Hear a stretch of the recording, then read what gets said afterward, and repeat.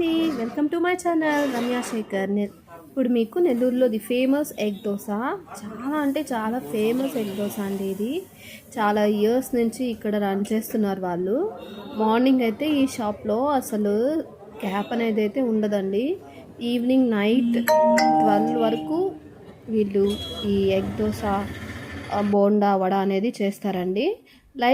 Live dosa అండి. మనకు వెంటనే హాట్గా వేడిగా అయితే మనకు వేసిస్తారు. ఇక్కడ ఫస్ట్ వచ్చి ది ఫేమస్ ఏంటంటే అల్లం చట్నీ అండి. సూపర్ అంటే సూపర్గా ఉంటుంది ఇక్కడ అల్లం చట్నీ.